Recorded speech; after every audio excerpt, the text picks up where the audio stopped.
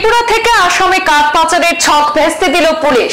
পালাতে গিয়ে নিয়ন্ত্রণ হারিয়ে দুর্ঘটনাগ্রস্ত হলো কাঠ বোঝাই ডিআই লরি। পৃথক দুই অভিযানে উদ্ধার প্রায় 4 লক্ষ টাকার চেরাই সেগুন কাঠ।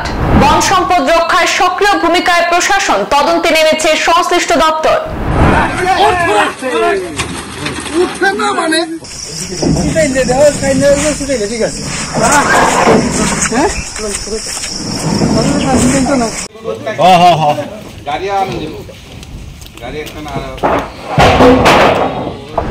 জানা গেছে, উত্তর ত্রিপুরা জেলার ধর্মনগর বনকর্মীদের কাছে গোপন খবর ছিল TR02L1557 নম্বরের একটি বলেরো গাড়ি করে বিপুল পরিমাণ চেরাই সেগুন কাঠ আসামে পাচার হবে। আর সেই খবরের ভিত্তিতে বন দপ্তরের কর্মীরা জেলার বিভিন্ন সড়কের উপর ওঁত পেতে বসে থাকে।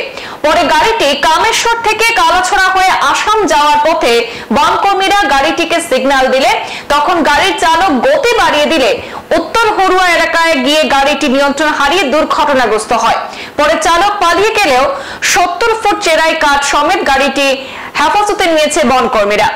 এদিকে অপর একটি পৃথক অভিযানে সেখানে চালানো হয় কদমতলা ব্লকের অধীন উত্তর ফুলবাড়ি গ্রাম পঞ্চায়েতের 1 নম্বর ওয়ার্ডের বাসিন্দা আজির উদ্দিনের বাড়িতে। সেখানে বন দপ্তরের কর্মীরা হানা দিয়ে সেখানে বিভিন্ন আকারে প্রায় 200 ফুট চেরাই কাঠ অর্থাৎ চেরাই সেগুন কাঠ বাজেয়াপ্ত করেছে। যদিও সেই সময় বাড়ির মালিক সহ পরিবারের লোকজনরা সেখানে ছিলেন না, তারা ঘটনাস্থল ত্যাগ করে চলে যায়।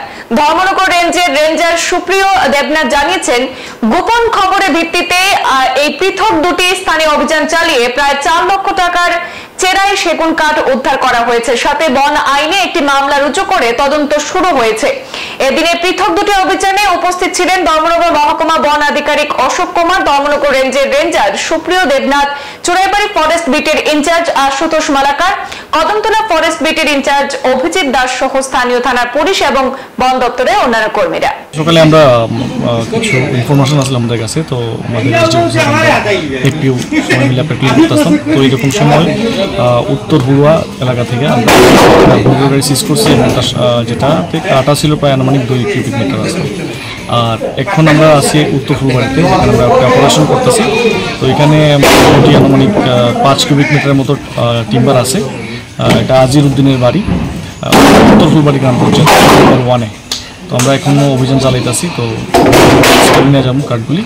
আর বাড়ির মালিক এখনও কেউ আইসে না পলাতো, তো এলাকার যিনি উপপ্রধান আছেন তিনি আইসেন। তো এলাকাবাসীর সামনে পুলিশ আছে, সবার সামনে আমরা সার্চ অপারেশন করতেছি এবং কাঠগুলি উদ্ধার করতেছি।